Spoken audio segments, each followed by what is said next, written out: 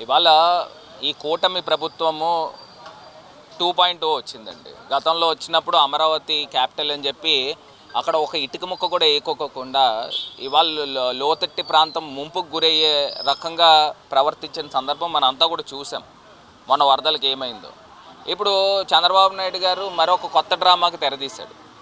నేను అడుగుతా ఉన్నా, మళ్ళీ వచ్చే ప్రభుత్వం కూడా మీరే అని చెప్పుకుంటున్నప్పుడు అక్కడ అమరావతి క్యాపిటల్ని మార్చేస్తారు అని చెప్పి ముసలి కన్నీరు ఎందుకు కారుస్తూ ఉన్నారని అడుగుతున్నా.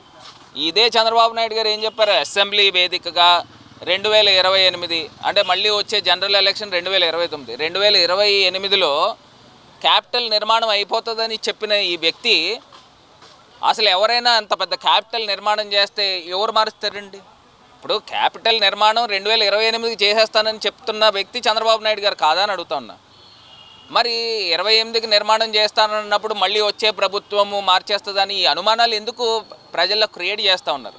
ఇది కేవలం ఏంటంటే చంద్రబాబు నాయుడు గారు రాజకీయాలకి అమరావతి అనే ఒక అంశాన్ని వాడుకుంటున్నారు తప్పితే ఇంకొకటి కాదు.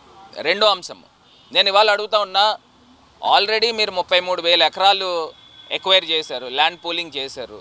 మళ్ళీ ఇంకో 16,000 ఎకరాలు ల్యాండ్ పూలింగ్ అన్నారు. మళ్ళీ మూడో విడత కూడా ఉంటుందంట, మళ్ళీ ఆ పూలింగ్ కూడా చేస్తారని అంటున్నారు.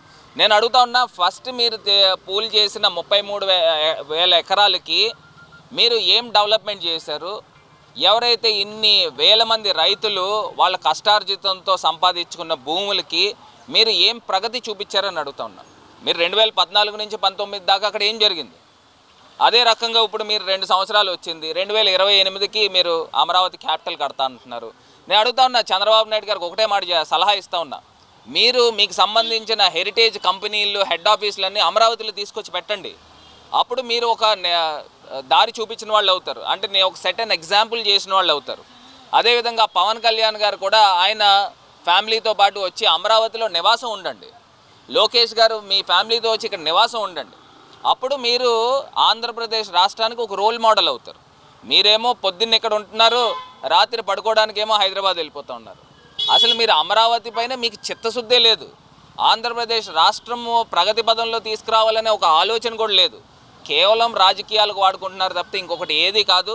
మేము పూర్తి స్థాయిగా మేము స్వాగతిస్తున్నాం. మీరు 2028 కల్లా అమరావతి క్యాపిటల్ కట్టండి బాబు అని చెప్పి మేము స్వాగతిస్తున్నాం.